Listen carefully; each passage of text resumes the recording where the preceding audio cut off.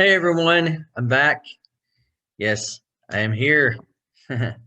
Okay, we are going to move on to step number 4, which is research your competition.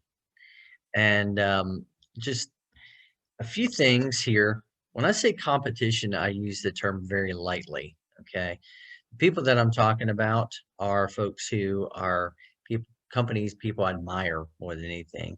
And yeah, you can do competition, you can do companies you admire, but ultimately what you want is to look at folks, companies um, that are who you'd want to pattern your marketing after, who you want to draw inspiration from, not copy, but be inspired by. You look at what they do marketing wise and think that kicks ass. And that's who to focus on here.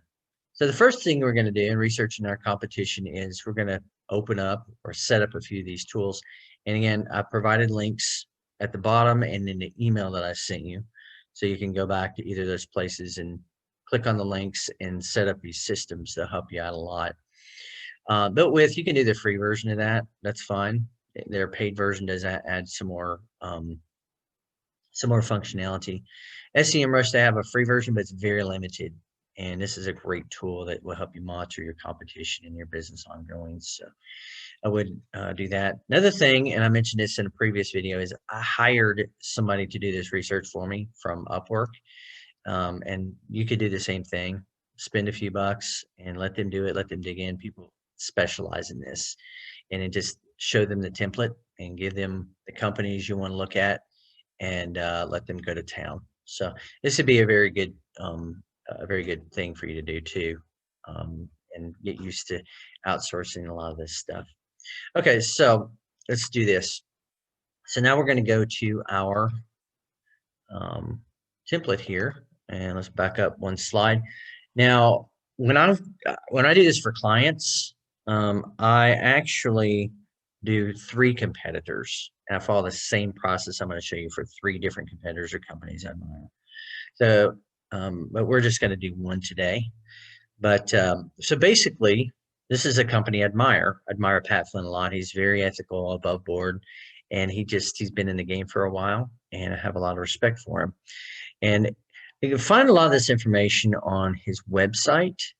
And also, if you look at the his LinkedIn page, LinkedIn About Us page, you can find it there as well. Now, if I'm trying to find a marketing contact for a company, and I'll go to LinkedIn, I'll do a search for the company name and then put marketing in with the search after the company name. And then that'll usually pop up with somebody in marketing if it's available. If some of the information isn't available, like this contact phone number, then just put NA. So I wouldn't wrestle around with it and try to figure it out too much. But the more information you have, the more you understand the companies that you admire and your competition. In terms of business model, this is some of the businesses that the business models and such that he focuses on. A lot of affiliate marketing, a lot of digital products, and this gets into some of the products that he's into and sells and promotes right here. And this is a pricing structure for one of his programs. So this is really helpful information. Now we're going to look at the next thing is a search analysis. Now I use a tool, I mentioned it at the top of this video, called SEMrush. So this is what SEMrush looks like. And again, the link to this and the other tools is below. So we plug in Smart Passive Income here. And then over on the left, you see all kinds of good information. You get like an overview, which is really cool to look at. So you get a competitive research overview, and then you get SEO information like organic keyword information, organic placement, all kinds of awesome stuff, keywords by country. So, usually what I'll do is I'll go in and look for like a worldwide search unless I'm really just focused on a very particular target market. But for my products, pretty much anybody in the world can buy them, can consume them. So I did the same thing with Pat, looked at him in terms of like worldwide. Gives authority, backlinks, organic search traffic. And then the cool thing is too, like this right here. So for this, I pulled this report off of SEMrush, and I plugged in the top kind of a snapshot of the top organic keywords. And here is something else that we can do. So we click on view details. And usually what I do is I'll pick like the top 100. So I'll go down here, and it's a little bit slow to load because we're jamming on some video here. And what I'll do is I'll go in and I'll export usually like the first 100. And I'll just export to Excel and save it. So what it does is it gives us our expanded report, which we can click on, and then it'll blow up with Smart Passive Income, the broader report, which has all kinds of data. And then we also see that Pat's not running according to SEMrush. SEMrush is not 100%, but it's pretty damn good. We see that Pat is not running any kind of like paid search over here. So he's not running like Google Ads, for instance. So, but yeah, this is really helpful information. So you're probably wondering, okay, so what's the big deal about this kind of detail? Well, if you run a Google Ads campaign at some point, this can be really helpful to see what kind of keywords that Pat's invested in ranking for, and then if he were using Google Ads, then what kind of Google Ads, what kind of keywords and ads is he running? What landing pages is he sending that traffic to? So it's really insightful. So we can, again, use that information to inspire our marketing, not copy, not plagiarize, but inspire it. So this is the paid analysis, gives us a lot of insight. And again, the tool is SEMrush right here. The next thing that we're going to look at are Pat's his online properties. Had a little tongue tied there. The next thing we'll look at are Pat's online properties. So we've got Facebook page, we have Twitter profile. So Pat's got all these things going on. Probably has a LinkedIn page. We could look at that in a little bit more detail. Instagram, YouTube. He's got pretty robust properties over here. He's doing really well. So we look at that, and then we see here his content. He's posting a lot, frequently, weekly subject matter entrepreneur tips, personal development, types of posts or text, mostly minimal comments. And then we see here, so basically we look at the content on each of these properties, and we see like the frequency and the types of content, and then look at engagement and such. The guy that did my research kicked ass on this. He did really great. Then we look at summary of tools and services.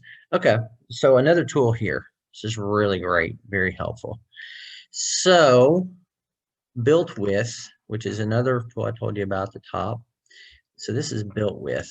So what I did is I just went to builtwith.com, and then this will show us like the tech stack or for the company we admire / competitor. So we just plug in their domain, and then we can see what technology that they're using. Scroll down through here. Very cool. So what I did is I went through, and I don't all of this stuff. I mean, a lot of it's like technical, very technical. But what I did is I looked at that, and then where it's applicable in this marketing strategy, I plugged the information in, whether they're using it or not. And then also looked at their website, logo, looked at all their social properties and such.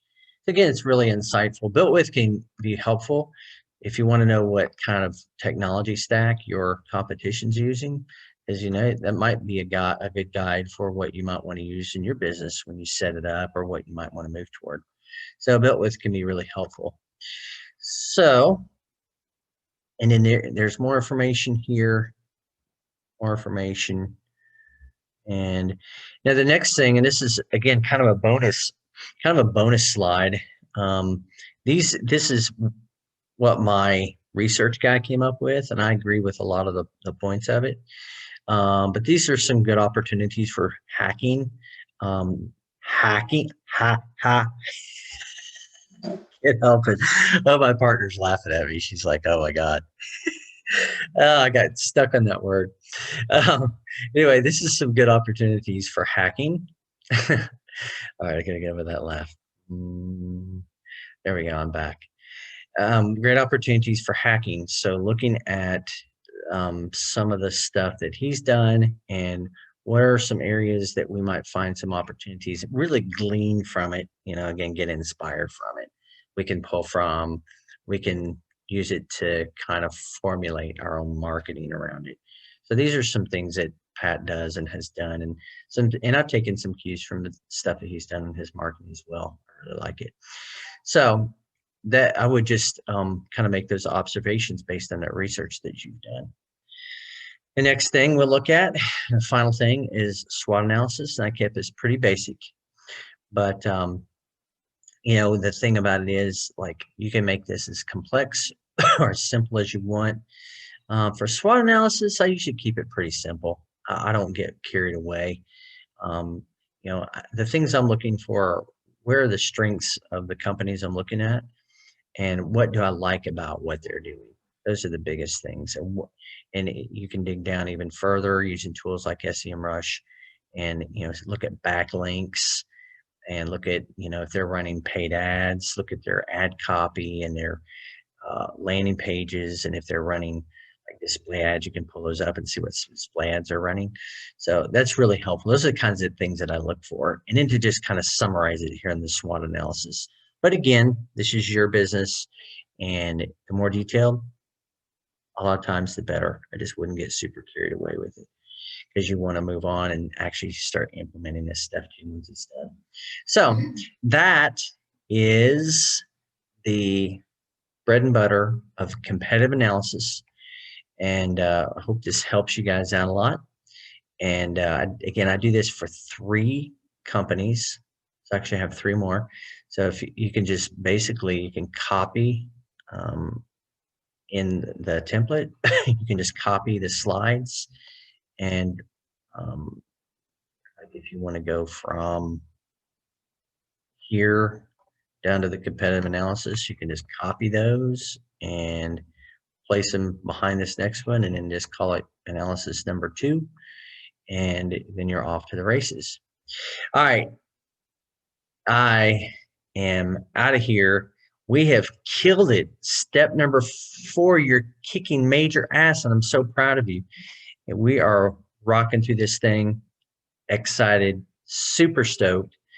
And I hope you guys don't think I'm too much of a goofball at this point, but I don't give a shit if you do. I'm just going to keep being me. But anyway, all right, we're going to move on to step number 5 in just a few, and I am out of here. See ya. Peace.